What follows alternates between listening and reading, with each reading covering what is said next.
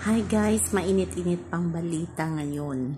Ito na nga, nagsalita na. Ito na totoong ibinulgar nga at nagsalita na ang dating ex-wife ni Buboy Villar na si Angeline Correns. Nasa Amerika siya pero dumating ata siya ngayon at nakakagulat yung mga sinabi niya at may patunay pa.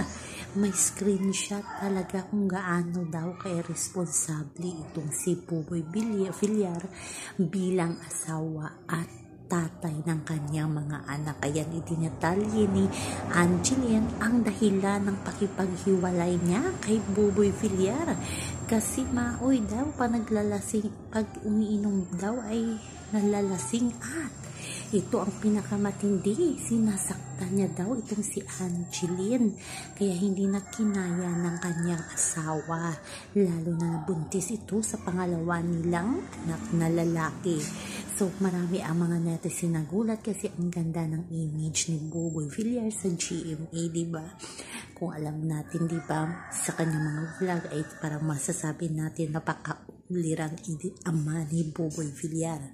Pero parang minsan lang daw niya ito dinadalaw at yung sustento daw ay hindi laging updated. Kinukulang daw ang mga bata sa kanya. Gaano ito totoo? Yan nga, sinare ni Sian Gaza ang mga screenshot na pinost ni Angeline Correns. So, abangan natin kung magsasalita itong si Buboy Villar kasi marami talaga yung ibinulgar, lalo na yung naghahalikan sila ngayon ng kanyang GF na sinabi daw ng anak ni Angeline sa kanya at pinatulog ang anak sa sahig kasama ang yaya kasi nga nandoon yung GF ni Buboy Villar. Grabe, maraming naluka sa image pala ni Buboy Villar sa likod ng camera. Akala natin sa kanya mga vlog ay ulirang ama siya pero hindi pala totoo kasi may mga proof si Angeline at yung sinasaktan siya ay kawawa na pala asawa.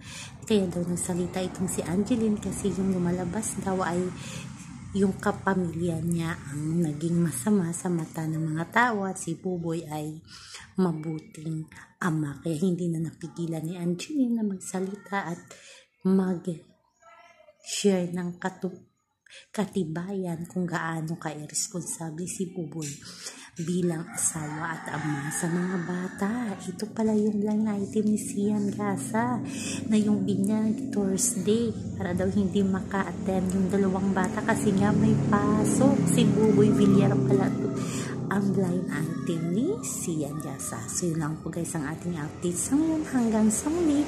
Bye-bye. So abangan natin